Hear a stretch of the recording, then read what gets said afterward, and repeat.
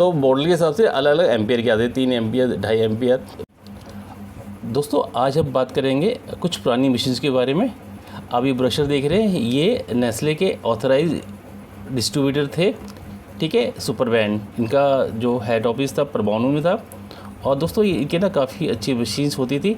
तो आज ना मैं आपको बताऊंगा कि इनकी मशीन में और गोदरेज की मशीन में काफ़ी सिमिलरिटी थी। दोस्तों गोदरेज मैंने काफ़ी देर में आया है और इनका बहुत पहले से था, ठीक है। तो इनकी दोनों मशीनों में दोस्तों ना बहुत ही ज़्यादा सिमिलरिटी है। देखिए इनके जो ये कैटलॉग है, इसमें देख रहे हैं ये मल्टी ऑप्शन मशीन है, ये कोल्ड की मशीन है, ठीक है। इनके अलग अलग model, double option, triple option और सिंगल ऑप्शंस। तो आज हम बात करेंगे ट्रिपल ऑप्शन मशीन के बारे में।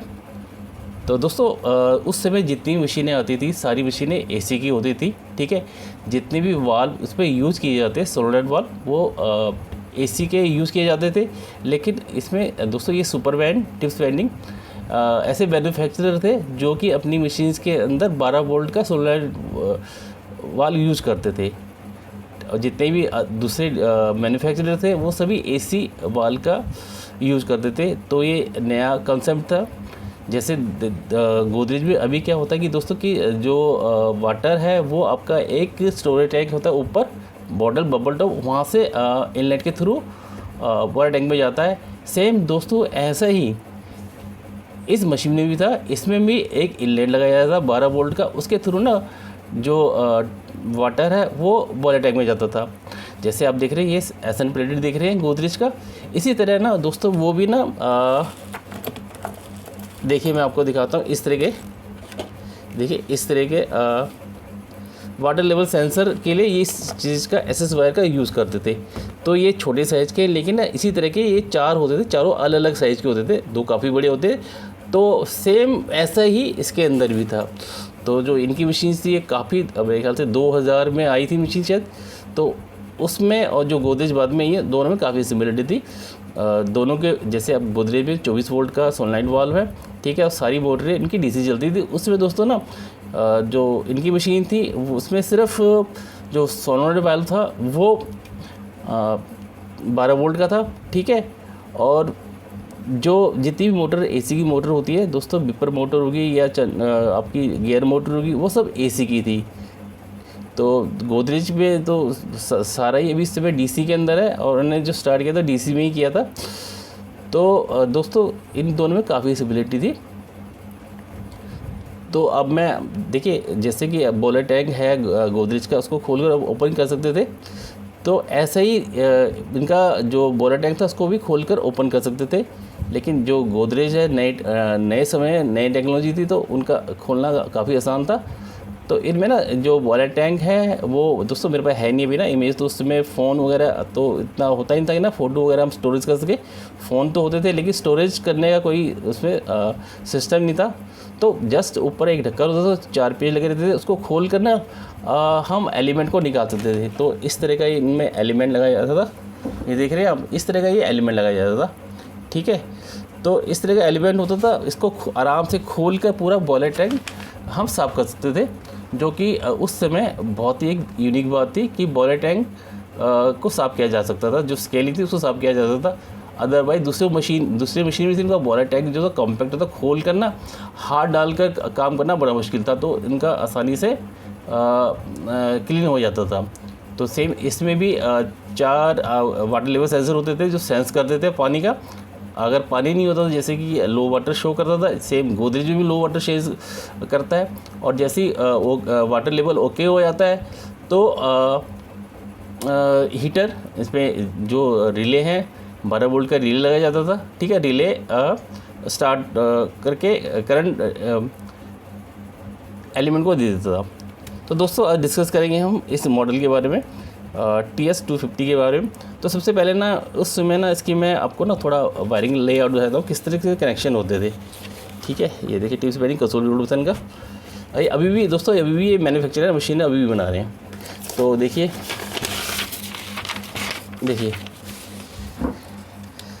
इसमें आ जाइए आप।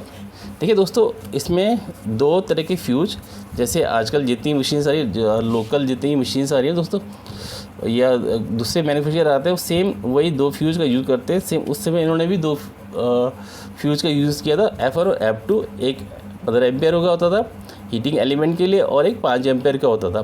तो दोस्तों इस मशीन्स के अंदर एक उस समय तो SMPS नहीं थे, ठीक है, स्टार्टिंग में। तो मैं उसके बारे में बता रहा हूँ, जब SMPS का यूज़ नहीं किया जाता बल्कि ट्रांसफार्मर का यूज़ किया था।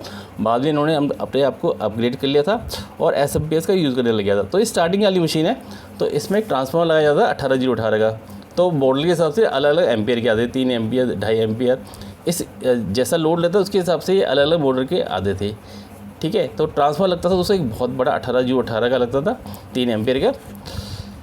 तो इसमें एक स्ट्रिप होती थी, 4 पिन की एक स्ट्रिप होती थी, AC स्ट्रिप होती थी, ठीक है।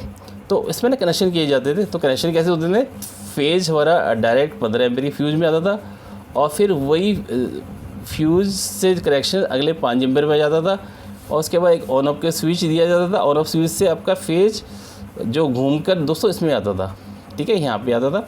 इसी तरह ऑन ऑफ के लिए इंडिकेटर देता था और यहाँ पे 2 बीच में न्यूट्रल होते थे, एक जंपर से न्यूट्रल दिया जाता था, ठीक है। इसी तरह न्यूट्रल डायरेक्ट यहाँ दिया गया स्ट्रिप में और ये दोनों जाते थे हमारे हीटर के लिए, ठीक है, हीटर के लिए या रिले के लिए, यहाँ से यहाँ जाते थे, ठीक है दोस्तों। तो इस तरह का उनका सर्किट डायग्राम होता था, ठीक है दोस्तों। तो कई बार दोस्तों ना इसमें जो जंपर होता ख़राब हो जाता था, ढूंढना बड़ा मुश्किल था उसमें ना कि क्या ख़राब है। तो बाद में ध्यान आता था कि हाँ जी ये जंपर ख़राब होगा, दोनों तरफ न्यूट्रल नहीं मिलता था। तो कई बार ऐसा होता कि फेज सब जगह मिलता था। तो ये इनका सर्किट था। और देखिए इसमें ना यहाँ पे जो यहाँ से 2 वायर जा रही है, एक ट्रांसफार्मर के लिए जा रही है और इसी तरह यहाँ से एग्जॉस्ट फैन जा रही है। तो जो उसमें फ़ैन थे एग्जॉस्ट फैन AC का यूज़ किया जाता था। चलिए अब इसके ना सर्किट इसका जो PCB लेआउट बता देता हूँ थोड़ा मैं कैसा होता है। देखिए इसमें ना जो आप देख रहे हैं ये FT स्विच कीपैड होता था और दोस्तों जो कीपैड जैसे कि गोदरेज का होता है ना, सेम उसी तरह का कीपैड इसमें भी लगाया गया था। जो बटन थे सेम ऐसे ही बटन उसमें भी थे। आप इसको जैसे इसको रिपेयर करेंगे ना खोल कर, सेम जो मेटल की क्लिप होती है, सीट होती है ना, सेम ऐसे ही इस FT स्विच में थी, कीपैड के अंदर थी, सेम ऐसे ही उसमें कॉन्सेप्ट था। तो देखिए इसमें देखिए इस तरह के कीपैड होते हैं ये। तो इसमें कीपैड में इसमें LED लगी रहती थी अलग अलग इंडिकेशंस के लिए। जैसे कि अगर आपका पावर ऑन होगा तो पावर की लाइट जलेगी, यहाँ पे रेडी और वाटर लो की लाइट जलेगी, हीटर ऑन की लाइट जलेगी। और इसी तरह देखो प्रोग्रामिंग के लिए है इसके अंदर, ये इससे अप और डाउन के लिए है, इसे एंटर करने के लिए, हॉट वाटर के लिए, ठीक है। तो इसके अंदर ये बटन होता था, ठीक है। इस तरह से इसमें सारे कनेक्शंस होते थे इसके। अब आ जाते इसके कार्ड के बारे में आ जाते हैं। कार्ड किस तरह का था, देखिए दोस्तों उस समय मशीन सारी हमारी AC से चलती थी। तो आप देख रहे हैं यहाँ पे जो ट्रांसफार्मर से एक अलग से एक पावर सप्लाई लगती थी, ठीक है। AC सप्लाई जो 18018 आती थी उस पर दी जाती थी, वहाँ से DC ली जाती थी और DC कंट्रोल कार्ड में दी जाती थी 12 वोल्ट और 5 वोल्ट, ठीक है। तो ये सारे इसके कनेक्शंस हैं यहाँ पे। LCD सेम वही 16 पिन की, ठीक है। बॉयलर टैंक चारों इसमें लगे रहते थे, सेंसर वाटर लेवल सेंसर यहाँ पे, ठीक है। FT स्विच कनेक्शन थे और इसमें ना दोस्तों यहाँ पे AC दी जाती थी। AC देने के बाद यहाँ से ये आउट होती थी, जैसे बटन दबाते थे AC न्यूट्रल और फिर आउट होती थी। देखिए यहाँ पे 6 पिन, तो पहली 2 पिन कॉफ़ी के लिए, उसके बाद वाटर के लिए, टी पाउडर के लिए। इसी तरह यहाँ पे ये देखिए ये कॉफ़ी पाउडर हो गया, इसके बाद कॉफ़ी इसकी चर्निंग हमारा विपर मोटर होती थी। इसी तरह टी पाउडर, उसके बाद टी चर्निंग, मतलब 2 उसके आउट होते थे यहाँ पे। तो दोस्तों इस तरह से सारे इनके कनेक्शन थे। उस समय ना दिल्ली में बहुत से डीलर थे। देखिए इसमें विप्रा वेंडिंग है, ये अभी क्लोज़ हो गया है, ठीक है। साइनेज है, ये भी close. Sieve and fresh vending Vishal city ji, मेरे ख्याल से ये भी क्लोज़ हो गया है। और जो इनका ना दिल्ली में जो सबसे बड़े डिस्ट्रीब्यूटर थे कुलाल, ठीक है, लाजपत नगर में था इनका। तो अब ये भी क्लोज़ हो गया है। इसी तरह दोस्तों ना इसमें हॉट स्लॉट है कन्नन जौहरी साहब, ठीक है। तो ये भी क्लोज़ हो गया अभी। देखिए इसी तरह देखिए बहुत से लोग थे, बहुत से इसमें वो थे। JMD एंटरप्राइजेज कमला नगर हैं दोस्तों, ये अभी भी रनिंग में है, ठीक है। और मिखाइल ट्रेडिंग इनका फिमिस्तान में था, तो ये भी क्लोज हो गया है। RR एसोसिएट साहब, ये तो अभी है लाजपत नगर में। और देखिए बहुत से बंद हो गए इसमें। वेंट स्टार हैं, ठीक है। भारतीय एंटरप्राइज GMC बेवरेज ये अभी हैं, काम कर रहे हैं। देखिए मित्रा एजेंसी है, ये मित्रा साहब, इनकी तो डेथ होगी अभी। और देखिए इसी तरह से यहाँ पे देखेंगे आप, यहाँ पे भी साई वेंडिंग है। अब ये नेस्ले के सबसे बड़े डिस्ट्रीब्यूटर हैं, अभी भी रनिंग में है। ठीक है, प्रशांत बिहार में इनका ऑफिस है। और देखिए इसके बाद सन टाइम ट्रेडर्स हैं दोस्तों, रनिंग गार्डन में था और ये भी बंद हो गया अभी।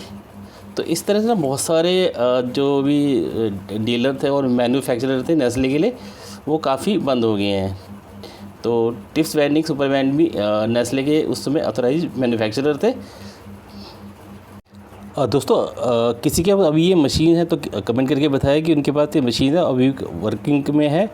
मेरे पास एक कॉल आई थी लोनी के अंदर 2 साल पहले लगभग, तो ये मशीन ना अभी भी काम कर रही थी। तो काफ़ी अच्छा इनका मदरबोर्ड और काफ़ी इसमें अच्छे पार्ट थे। तो अभी तक दोस्तों इतने साल होने के बाद भी ये काम कर रही थी। अगर किसी के पास अभी भी ये मशीन है तो कमेंट करके बताएं। और अगर दोस्तों पॉसिबल हो तो मुझे ना इसका जो इमेज और जो उसकी वीडियो वो बना के शेयर कर दे। तो दोस्तों वीडियो मेरा अच्छा लगे तो लाइक, और दोस्तों चैनल को सब्सक्राइब भी कर दीजिएगा।